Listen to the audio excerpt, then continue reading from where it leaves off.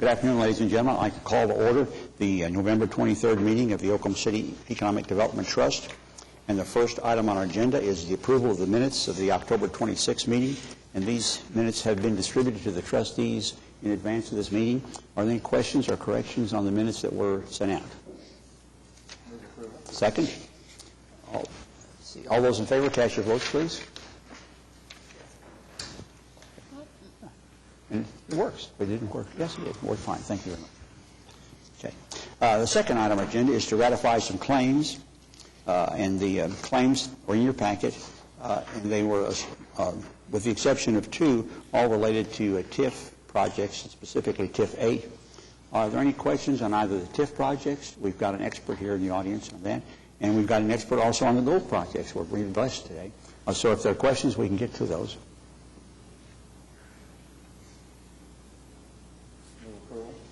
Second, are there any other discussion on these payments? Please cast your votes. And the issue is ratified. Thank you very much. And item 4 are items for individual consideration. Item 4A is ratifying and approving addendums number 1 and 2, awarding the contract to Lippert Brothers, Inc., project number MP0412E, Myriad Botanical Gardens Pavilion, in the amount of $840,700. Are there any questions or comments on this particular project? This is one of those TIF things that we've been going through. Would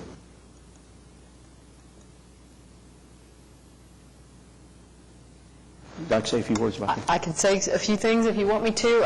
Just to refresh everybody's memory, originally when we did the design for the Myriad Gardens, we talked about building an enclosed cafe to provide food service near the children's area, and we did an evaluation of the economic feasibility of that cafe and determined that at this point in time it didn't appear to be very economically feasible, and revised the plans to build an open-air pavilion that would still have food service. We would use mobile push carts, food carts, to provide beverages and sandwiches and things at this facility. So this is the contract to go ahead and build it as an open-air pavilion.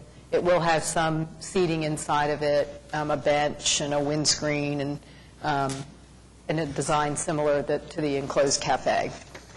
And Kathy, I understand you say there will be an alternative dining facility available there also? Yes, this is an alternative to the restaurant. The restaurant is under construction, and it will be a full-service restaurant facility with a concession area outside that could serve the ice skating rink in the wintertime.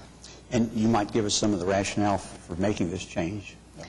The biggest reason was the remote location of the cafe from the restaurant, and the inability to really provide adequate delivery and support services to the cafe made it much more expensive to operate than made economic sense for the kind of demand that they felt it would have. And some concern about, that the cafe would probably only operate seasonally in the warmer months, and probably only in the middle of the day. So it had limited hours, limited demand, and pretty a high cost to providing food service from the location. So we tried to find a less expensive alternative to still provide food service in this area, because we think it's really important, especially in the children's area, to have food and beverages available. Any questions or comments? I think it's a good example of addressing reality as we get into these projects, and keeping the ability to modify as we find out more and more about what the needs are and how we intend to meet those needs. So I think it's a compliment to those people who made this change. With no questions, I'll ask for a motion to approve. Second. Okay, please cast your votes, and the item is ratified. Item B is a joint resolution that essentially allows a execution of a document to acknowledge consent by the city and the trust for the assignment of the economic development agreement from Horizon Group Properties, LP, to Oklahoma City Outlets, LLC, and Oklahoma Limited Liability Company. Wiley or Kathy, would you like to comment on this? The agreement that we signed with the Horizon Group allows them to make this assignment without our approval. The bank, however, when they went for the construction loan, wants the express consent of the trust to do the assignment. And I looked over the proposed loan agreement and the consent form, and I believe they're appropriate to approve.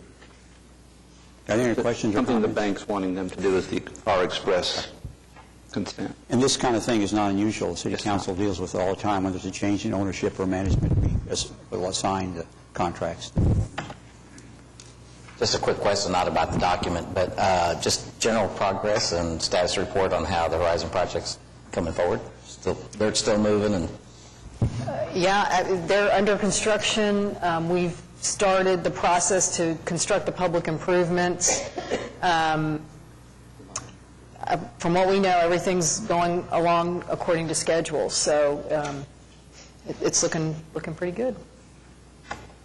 I'd move approval. Second. Motion made and second to approve the joint resolution and send it on to the City Council. Please cast your votes. And the resolution is approved. Thank you. Item C on our agenda is a presentation from I to E on the program progress. Is Greg going to introduce those people for us, please? Yes, a few months ago, the city entered into an agreement with I2E, which we partner with various individuals for the business incubator grant, and Rex Smitherman is here today with I2E to give us this update on the progress of that project. Rex? Thank you, Brad. Good afternoon. Again, my name is Rex Smitherman. I'm Vice President of Operations for I2E, and we're very, very pleased to be here today. Send you regards from our CEO, Tom Walker. Tom is unable to be here today, and so I am trying to fill those shoes. Before I get started, I'd like to also introduce the trust to one of the newest members of I2E, a gentleman by the name of Wayne Embry. Wayne is our new Vice President of Entrepreneur Services for I2E. And Wayne comes to us from Portland, Oregon. Wayne has many years, 25, in experience in funding small startup technology firms and managing investment funds.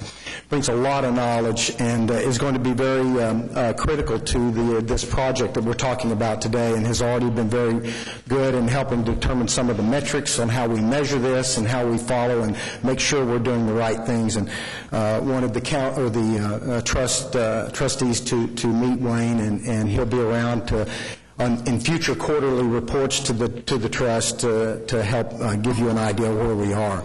The reason I'm here today is to give you an update on the first 90 days of this project. Started at July 1, and we prepared a quarterly report that we will be delivering to all of our partners, including the city, and the Economic Development Administration at the federal level. I put together a very quick, I think, PowerPoint presentation that I'd like to run you through to show you what we've done the last 90, or at least through September 30th, give you an idea of the direction of where we're going. This first slide here is a kind of an overview of the initiative. This Technology Business Launch Initiative has three major components: our entrepreneur or executive in residence programs, the angel investor group, the intern or the fellowship piece, and then our quick launch facility. I will mention that the quick launch facility, which is all of the construction and the hard costs in this program, are being paid for by PHF and not by city funds or federal funds. This is all provided by PHF, and there's a slide in here we'll go through. The first thing that I would like to pull out is our entrepreneur or executive in residence program. This is probably the meat of this project. This is where we really get our entrepreneurs and companies the help they need to get to market and to get their product sales. We finalized the design of the program, and the 5 bubbles you see to the right kind of are the pieces that we got put together over the last 90 days, and that is designing our training and workshops, finalizing our one-on-one mentoring engagements. We're in the process of getting our CFO in residence, And one thing on here I will let you know, out to the right you see some of the things that we've done. That second bullet there, we initiated a kind of a pilot program with an organization that has sales executives, and we engaged those sales executives to come in and sit with two of our companies that we felt needed some help in establishing a sales department, hiring sales people, putting a sales manual together, putting all their infrastructure together, and actually training their sales force on how to sell these types of products. One of them was a medical product, and the other was, well, they were both medical life science related products in Oklahoma City area companies. And we put that together to see if it would work, partially to see how the companies would respond, but mostly to see if these individuals that were sales executives could really do what we wanted done in this program. And it ended November 5th. This pilot started 1st of August, and it ended November 5th, and the results are remarkable. We'll have this on our second quarter report, but just to give you a flavor, one of the companies has a veterinary medicine product, and they had a certain way they wanted to sell this product to vets across the country, and it's targeted toward horses. And the outcome of this was that when they went through about 60 days of working with large veterinary clinics across the country, hospitals, veterinary hospitals, veterinarians themselves, is that they found out that the pricing point on this product was too high, and that their sales, the way they were selling it, their structure of how they sell it was wrong. And what they ended up doing was revamping their sales structure and changing the price points. And so at the outcome was they didn't get any sales out of this thing, but what they came out with was a way to get sales in the second quarter. So very, very good information, great feedback for the company. That's a brand new startup company, and they didn't go down the wrong road. The other company actually got, in that time frame, sales to 10 different customers that they had never talked to before, and one is the largest clinic in the Southwest out of Dallas. So for they're a product, what would you say, a skin? It's topically delivered pharmaceutical. Topical pharmaceutical. And so they're very pleased. We'll give you total numbers and everything at the next quarterly update, but I want you to know that this is the kind of thing where we're bringing in these executives that have done this, been there, done that, and putting them to work for our entrepreneurs, and we're starting to build sales pipelines and revenue for these companies. The next slide is on our angel group. I'm sorry. I have a question. Yes, on sir. the executive in residence people, are those volunteers or are they paid? No, they are paid. In fact, in this particular pilot, we cut a deal with the companies to where they had to pay a piece of the deal or we didn't do it. The idea was we'd go in and pay for it, and as we saw what could be the possible outcomes, we decided that they needed some skin in the game, so we split the cost with them. Yes, sir. On our angel group, part of the group thing is to grow this in Oklahoma City, to get more robust, more angel investors, bigger deals, better deals, more deals. Part of the plan was to hire a coordinator for this group. It had no leader. We made an employment offer during the first quarter, and in fact, we did hire that individual in the second quarter. And he is on board, a gentleman from Boston that we got out of an investment banking firm that had worked with investors in there, and he came on board November the 1st, I believe. We completed planning for our first membership event, which has already taken place in the second quarter. And we are hoping to get to 40 members. Right now we have 27. We hope to get to 40 by the end of this fiscal year. And our group has, in the first quarter, screened 8 investment opportunities and then picked 2 of those to have companies come in and actually present. And I don't know if we closed any investments in the quarter or not, Wayne. I don't think we closed any, but I think we will close, 2 this quarter. So that is very much on the right path. The next slide is about our fellowship program. This is something that we had toyed with, but really didn't have the ability to take off until we got the opportunity for the grant and the funds from our partners here locally. We've taken this, and we're going to work with our research institutions here in the Oklahoma City area to place provide fellows, or I don't use interns because these are not really interns. These are people who are these are graduate fellowships. They're doing really good work, and we've got a partnership now with OCU, OU, and OSU, OKC, to find these graduate business students and do two things. Place them with our companies for a period of time so they learn what it's like to be an entrepreneur in a 3-5 person company.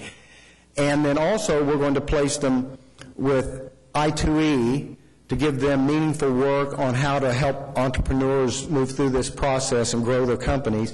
And thirdly, we'd like to place these fellows with the Oklahoma Medical Research Foundation in their technology transfer area, where they can learn, maybe it's a law student who can learn how to do this type of work in intellectual property and work with the Medical Research Foundation to provide them some help.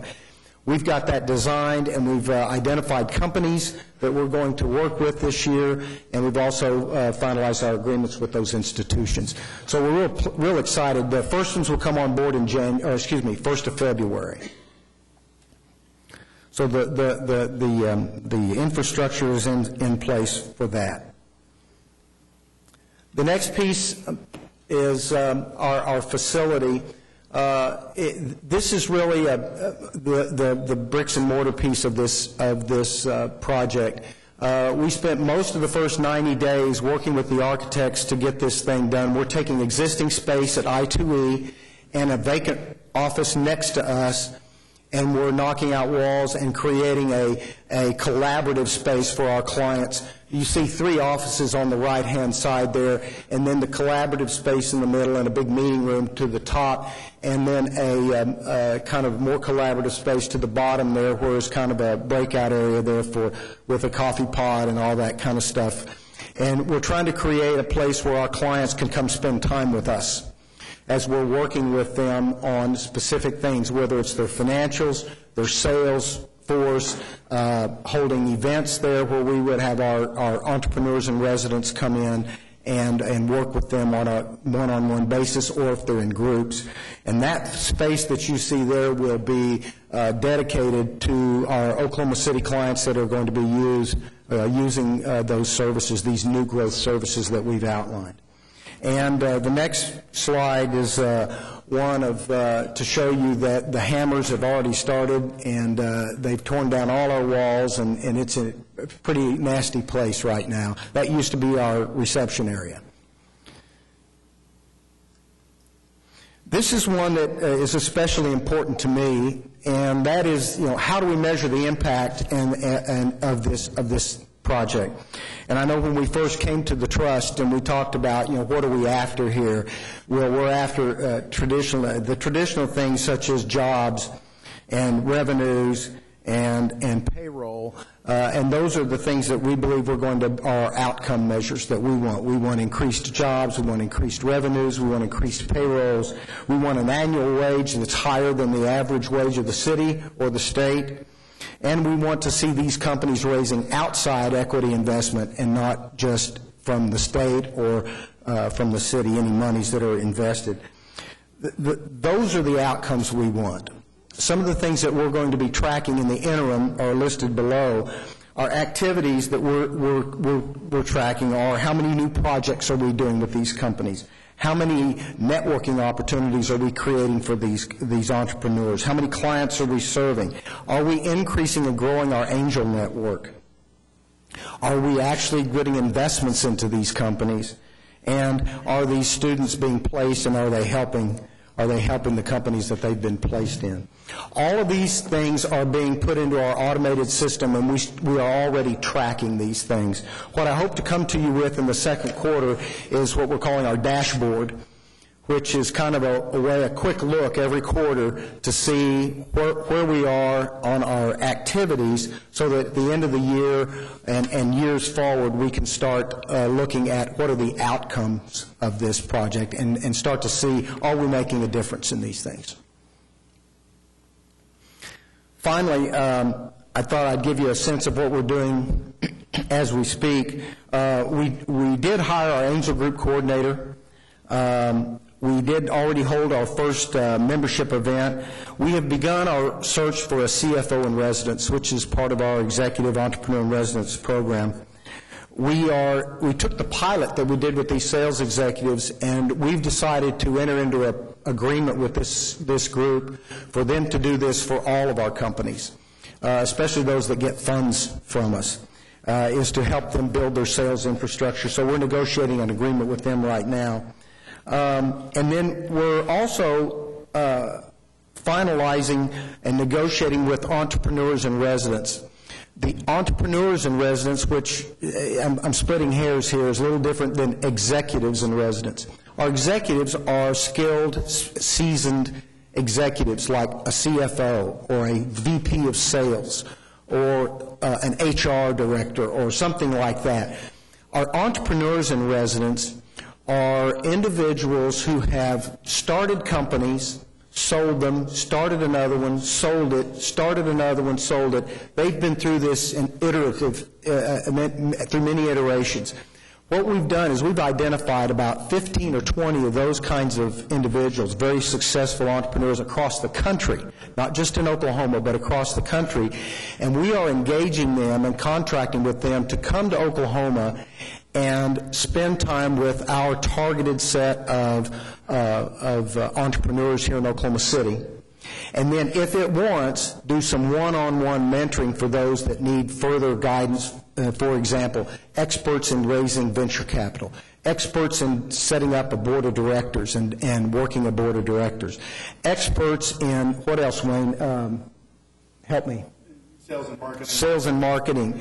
General management. Yes, operational management, human resource management.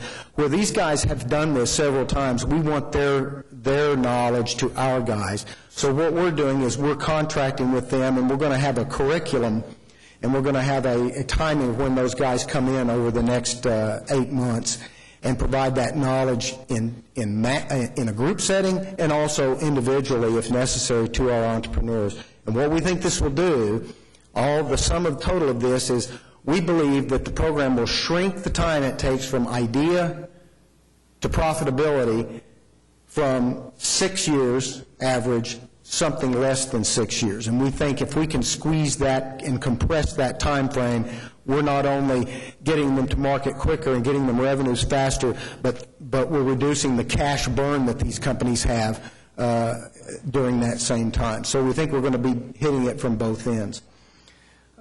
This final slide is just to kind of give you a visual of the partners in this deal, and to again express our thanks to the trust and to the City of Oklahoma City for being a participant. And we're looking forward to a very, very rigorous second quarter. There's a lot going on as we speak, and we're very excited, and it's moving ahead very well. And I'd be glad to take any questions that you might have. Are there questions from the trustees? Just a quick one. One, first of all, we've gotten a lot done in the first 90 days, it looks like. I understand the contracting with some of the folks that have expertise in a particular skill set. On hiring your managers and coordinators, those folks stay here for the duration? Yes. Okay. Those are folks that, for example, we hired Wayne away from Portland. We just hired our coordinator from Boston. We have a new executive assistant that we brought on, not part of this program, but from Chicago. And what we're finding, there's a lot of boomerangers and a lot of folks that, once the word got out that we were trying to find seasoned people in technology-based economic development, it was amazing that we got people from all over the country.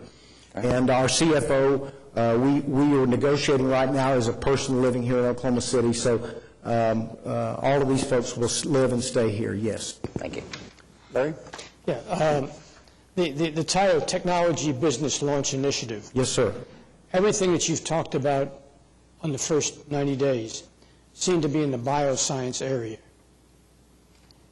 Does the technology not broaden out beyond that? That's a great question, Larry. Thank you. Yes, the answer is yes. In fact, the pilot projects that we selected, it was basically happenstance that those two got selected. But we're covering all areas of technology, whether it's software, IT, medical, life sciences, advanced materials, nanotechnologies, across the board, very, very much so. Yes, sir. Rex, you mentioned, I think, that you had 27 in your angel group right now. Yes, sir. Without being too specific, what kind of people and companies are represented in there? Well, many of them are serial entrepreneurs who have done this, sold a company, and want to invest in other ventures. They are all, of course, accredited investors, wealthy individuals who have a certain net worth that can invest. They come from all walks of life. But the common denominator is they are wealthy individuals with meeting the accredited investor definition by the SEC. And they're all individuals. There's no groups in here. Any other questions? Rex, on your next report, as I understand, you say you have some kind of information that would to reflect on your success in meeting the impact measures you've got. Yes, sir. Yes, we will. We're already tracking those. It's difficult since some of the services haven't even been implemented yet. We can report things, but there's a question of attribution, whether those things came naturally or did they come by means of these new services that we're offering. We're already tracking it, and when we get to the point that we believe that there's an attribution to these new services, then that's what we'll start reporting. I'd hate to be too preliminary on that and say we did all this and it really had nothing to do with the new services that we did. So we're going to be very careful about that. Okay, good report. Thank you. Thank you. Thank you very much. Wayne, welcome aboard. Good luck to you. Okay, the next item on our agenda, if I can find my agenda, is General Manager's reports. Oh, I'm sorry, we do. I meant to put my glasses on. We have a presentation regarding the status of projects within tax increment financing district number 2. Right, I'm sorry, I didn't mean to. Yes, sir. Good afternoon. I wanted to take a while back, Mr. Lopez asked me to do a report on our TIF projects, essentially, and how they're doing. And what we tried to do with this report is to go back and look what developers promised and see how they delivered, basically, at the end of the day, after a 2 or 3 or 4 year time period. So today we're going to talk about 6 projects in the downtown TIF district area, or TIF district number 2 and TIF district number 3. I provided you this map because I wanted just to remind you of how TIF district number 2 is created. It's to the right of your screen there. The tan color is where the increment is generated in TIF district number 2, and then funds that are generated from that increment can be spent anywhere within the blue area, also known as the project area. To your left is the Skirvin sales tax TIF that was created. I'll talk about the Skirvin sales tax in a little more detail at the end of this report, but I wanted to just to show you those two slides. The first project I want to talk to you about is the Triangle project. The city entered into an agreement with the Triangle Partners back in 2005, I believe, and with that, or 2006, and allocated $7.35 million. This project was an ambitious mixed-use redevelopment with estimations of upwards of $200 million worth of investment. We allocated $7.35 million, or the city did. We split that out over 2 phases, where the first phase of that funds was 3.6, the other was 3.2. We wanted to do that because this project was such a large project. To date, the city spent around spent that 3.6 in the area of northeast 2nd up to northeast 4th Street, in the Maywood Park addition. Under the agreement, we provided enhanced streetscapes and additional public infrastructure through utilities, water, sewer, and things of that nature. To date, the Maywood Park project, or the Triangle project, has two significant developments. There are about 19 brownstones that have been generated or created or built in the neighborhood, and there's an additional facility called the Maywood Lofts. To date, about 24 of those units are occupied, whether it's in the lofts or in the actual brownstones at Maywood Park. Regarding this project, what I wanted to show you here is the current value of those properties is $15 million. Current taxes that we anticipate to be received to the TIF district is approximately $122,000. The current increment is $9 million. That's how much additional value they have created since 2006. If you go back and look at their projections, they thought they'd be around $115 million by now in taxable market value. As we always try to do with economic development projects, we always try to look at when are we going to get our payback or return on our investment. On this one, when I went back and looked at it, I do not believe we will be able, with the $122,000 cash flow, and even with the $3.6 million that we invested, it will exceed the 25-year lifespan of TIF District Number 2, which will expire in 2025. So this is one that has underperformed. The next project is Block 42. It was a 42-unit condominium project off of Northeast 4th Street. The city entered an agreement back in 2006 with the developers on that one, and we provided TIF assistance in the form of public improvements. On this project, we allocated $990,000 to this project. To date, the current value is right at $13.4 million with current taxes of $167,000. I will tell you, of the 42 units, according to the latest county records, only 33 of them are occupied. The developer still has 9 left.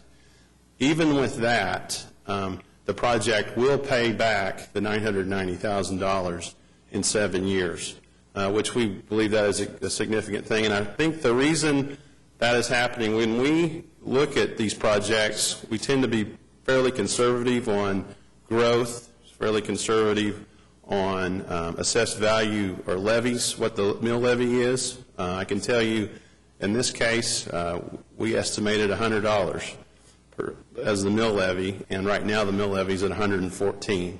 So that helps that cause. So, but right now we anticipate a 7-year return, and if they can sell the additional 9 units as they have on the market right now, that time will actually decline. The next project is the Hill project. Again, the city entered an agreement in 2006 on this project. This was an ambitious, around a $45 million project. As we all are aware, this project has stalled. To date, a total of 24 units have been completed, and approximately 7 units have sold since November of 2009. Published reports as of early, I guess it was yesterday's General Record, quoted them saying that they anticipate selling 3 more by the end of the year, and once they do that, they plan on constructing an additional 15 units over the next 18 units over the next 15 months. When you look at this project, it's only bringing in $33,000. Current increment is $2.7 million. And again, this one is similar to the Triangle. The projected payback was around 29 years when I calculated that. And that far exceeds the life of the TIF. The St. Anthony's project. If you recall, back in 2003, the City Council entered an agreement along with Oklahoma County and St. Anthony's they entered into a memorandum of understanding to support St. Anthony's to stay in Midtown. And the memorandum of understanding referred to utilizing TIF to support St. Anthony costs. As they were doing their investment up there, their upgrades to the facility, there was an opportunity for a developer to come in and build a new medical office building, and they came to the city and requested some TIF support.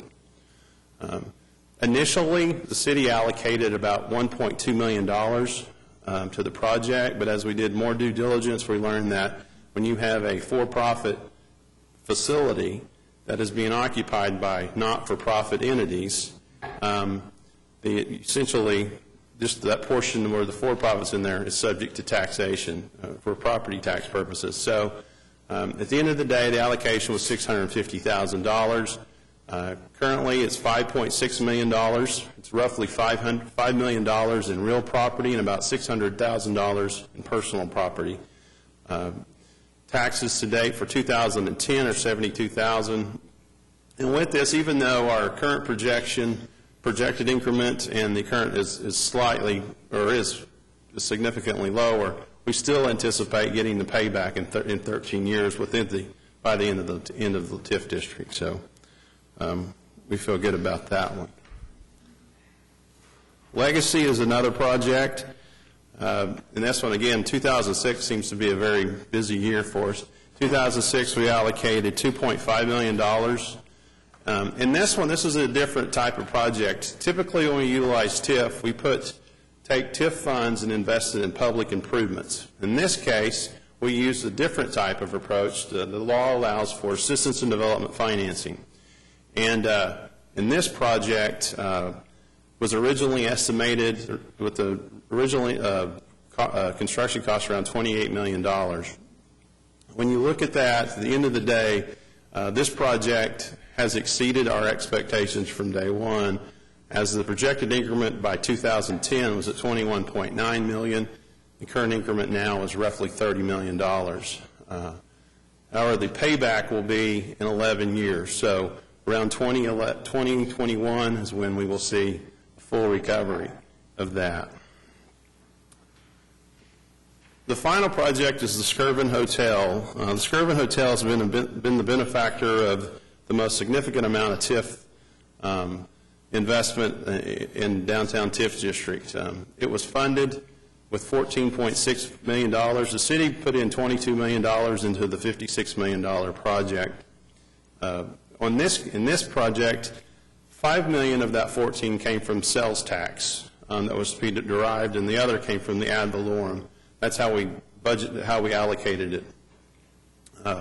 This project, I have to treat it a little different than the others because of the fact that when we typically do a project, TIF is normally in the form of a grant where we go do public improvements or do assistance development financing on the back end.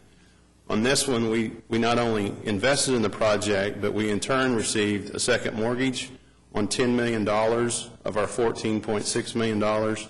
And then we also retained the land, and so we have lease payments that come in with the hotel.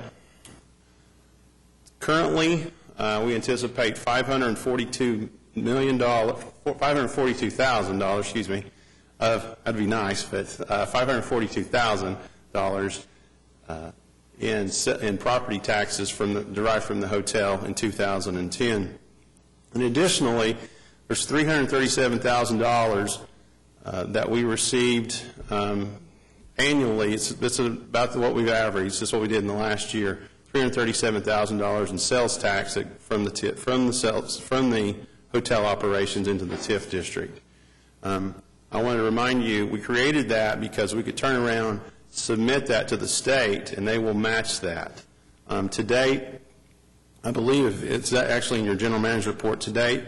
I think we have the $337,000 has currently been requested for the match for that amount for this year, but in total, we've received roughly $1.3 million since the beginning of the project, and then the state's matched $900,000, and we should be getting a check from them either the end of this month or next month.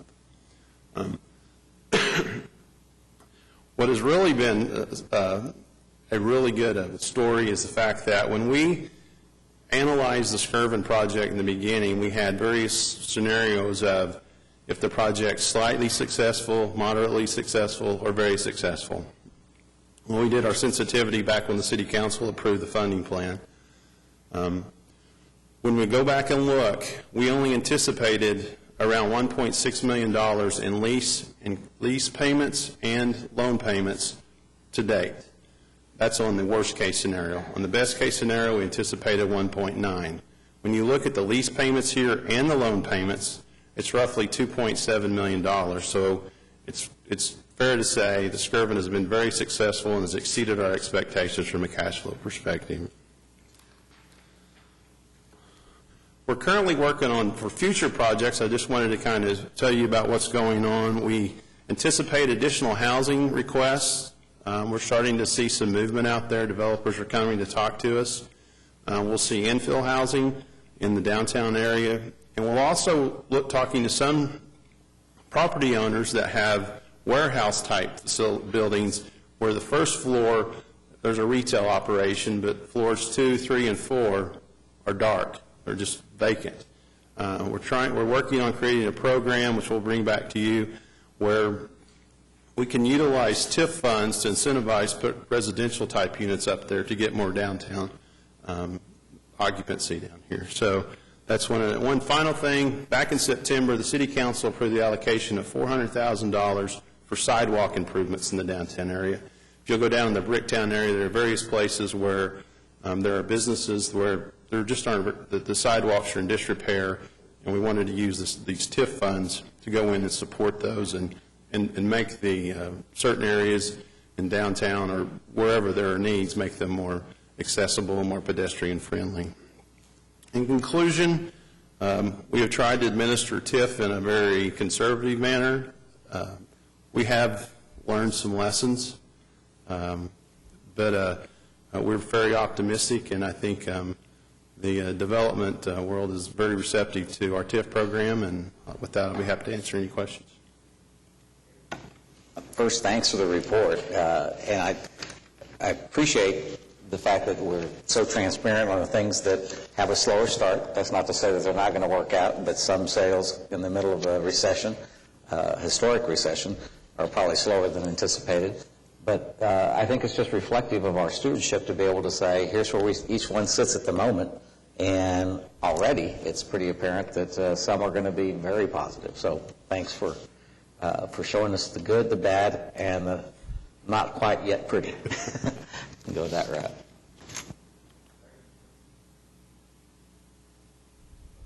Overall, if you had to estimate, what kind of a grade would you give the TIF projects in 2 and 3? We had some winners, as Dave pointed out, some that weren't so successful. From a dollar standpoint, are we ahead of the game still overall? Yes, sir.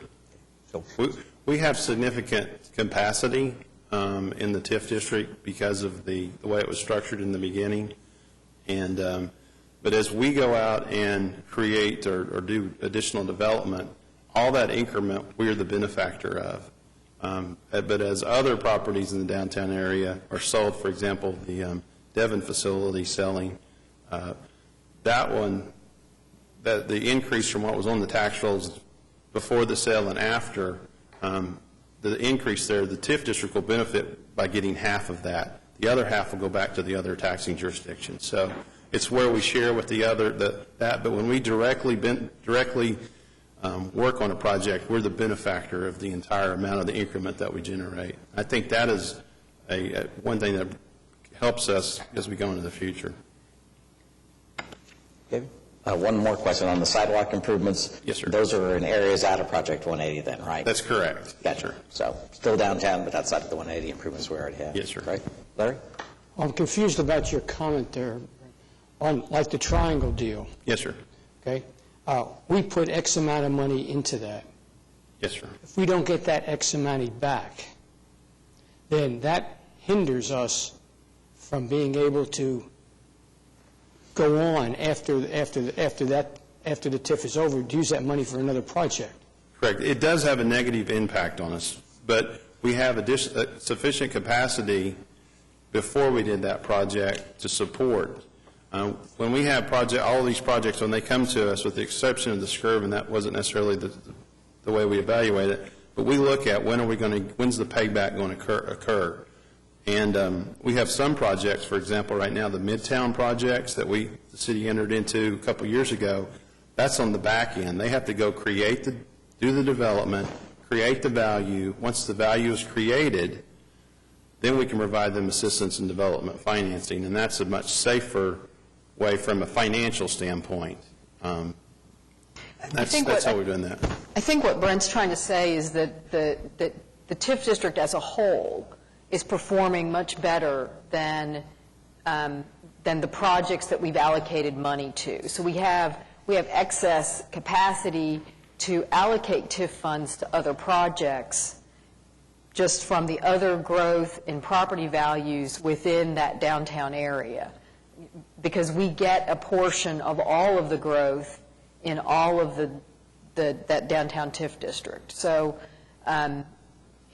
yes, projects like Maywood Park, the Triangle, that didn't work impact our ability to have funding to allocate to other projects in the future, but the rest of the downtown is doing much, much better than I think we originally anticipated when we created the TIF district. And we'd have to go back to 2000 when we did that. But I think the other thing to keep in mind is for projects like what was done in the Triangle area, we did allocate the money to public improvements. It's all in streetscapes and landscaping and projects that people other than the property owners in that area benefit from. I mean, to some extent, we all benefit when we drive over there from those projects. And that was one of our, original philosophical approaches to TIF, is that we would try to do public improvements as much as possible because everybody benefits from those and not just someone who buys a condo in Maywood Park. So looking at this through very, I guess, jaundiced eyes of a businessman, what you're telling me is that I can lose money on the Triangle, which it appears we're going to. Is that a correct statement? We're going to come out behind on possibly on the Triangle? We're not going to get all our money back? I'm trying to choose my words correctly. Yes, I think that would be correct. I can come out not getting all my money back on the Triangle, but over here, the property values have gone up, so it's still been a good deal. That's so correct. I can't look at this just on an individual project basis and say, hey, this one was a loser, this one was a loser, and this one's a loser. I have to look at it a different way when we're analyzing TIF as opposed to just a straight business deal. Correct. Okay, thank you. That helped me, because then, in other words, we can look at it through the payback period, which is kind of what most of us on the business side would look at. But the other way is to look at it, I think, from what I'm hearing, is strategically as a catalyst for broader development. So two filters that we should keep in mind, it sounds like. And to look at it globally also. If we focused in on like the Triangle as a project and didn't realize that had other effects and we had other revenue streams coming in from the TIF in general, we might get discouraged. But I think it's like a multi-line business. Some products make more money than others. And that there may be projects that come forward in the future that have a different approach or look at the market differently than some of what we saw earlier. I mean, the housing market, for example, has changed very dramatically downtown from what we thought it was in 2006 or 2005 when we started looking at these projects. And, most of what we're hearing today is that the market is for rent properties, for apartments, and not for very much for sale. And, we really would like to see some for sale units, but it looks like the market right now and the financing is available for a rental product, and that will impact the kinds of projects we'll see in the near future. One last question was just, I guess we'll get some updates as staggered throughout the year on some of the other TIF districts, as you're able to do that. Or? Yes, sir. It's a great model. This works out great. We can do that. Some of our TIF districts are a little bit different. For example, our Dell TIF district, on that one, I mean, that's just basically, we went in and did a lot of infrastructure improvements, utilized the TIF to do that, and there's a mix of, Dell represents a significant portion of that increment that's being generated. With the new hotels that have been developed, we'll see more growth in our assessed values there. I can provide you at the next meeting with just kind of more detail about each TIF district and how they performed financially and how the increment's grown. And I think that'll help you understand the capacity that we have right now. For example, TIF district number 2 brought in over $5 million in June, and that's the cash flow that's bringing in. When you add the $300,000 from the Skirvin and then the state match, that's that's a significant amount of cash flow to help us pay off our debt. So. No, and I want to start to understand it better in the metrics that we've kind of shared here. I think that's important, obviously, for our citizens who put that trust in the trust. The other part, though, is I think we're able to demonstrate on a holistic basis to folks who might question it at the legislature, because some other municipalities may not have been as prudent on their investments. And so I think it's important for us to be able to showcase that we've done well overall. Not to say that a couple haven't been as successful as we'd hope. So multiple reasons I think these reports are very useful. Yeah. Thanks. And Brett, sometime you might take a little bit more time to talk about the two basic methods of TIF investments, the infrastructure projects and then the money that's spent on the project itself. Okay. Because I think there's a different set of risks and different set of evaluations we might want to make, and I think the more we understand it as a trust, the better we'll be. So thank you very much. Thank you. Great report. Now, the next item on our agenda is the general manager reports. Are there any questions or comments about the general manager's reports? Kathy, do you make any comments? No, I would just, kind of as an extension to what Brent just went through, this report does show you the totals to date as far as revenues that the TIF districts have received and the amounts that we've allocated to the various projects. And I think it is at least keeps you informed of where we are on the revenue and expenditure side of things, and is another way that we can demonstrate that TIF 2 is performing better than the amounts that we've allocated to it so far. So things are still looking pretty good. But I don't really have anything else besides that. I'd like to call your attention to the last page, Project 10, which talks about our outlet mall project. And I know there was some concern about the viability of that project as it went forward because of the delays, but they're spending money out there now. I'm not sure about the grammar when you talk about an estimated approximate, but $3 million is a pretty good-sized number. Anyway, that's a good report, and I think it's encouraging that we've overcome, I think, some obstacles. They have overcome some significant economic obstacles to get this thing going. And there was a published report recently that the outlet mall development in Oklahoma City is the largest retail development in the country for 2010. So just to give you a little bit of an idea of what's going on nationally, that there aren't very many retail projects getting financed. So. Any other comments from the staff, citizens, trustees?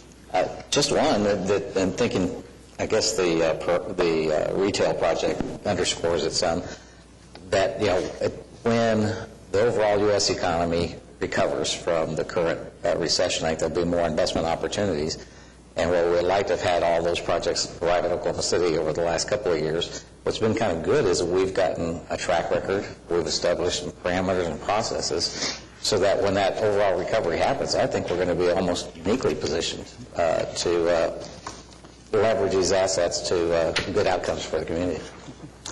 And I would be remiss if I didn't compliment our general manager. She made a presentation to the Downtown Rotary Club today on economic development and took a very complex subject. It had a lot of different aspects to it and gave a really great report on it. So, Kathy, congratulations. It was in a record amount of time. In a record amount of time. She had some significant, severe time restraints on her performance, but she did a really good job. So we're proud of her, and she did a great job representing the city and our trust here as well. So thank you, Kathy. Thank you. Appreciate that. Is there anything else? Any other comments?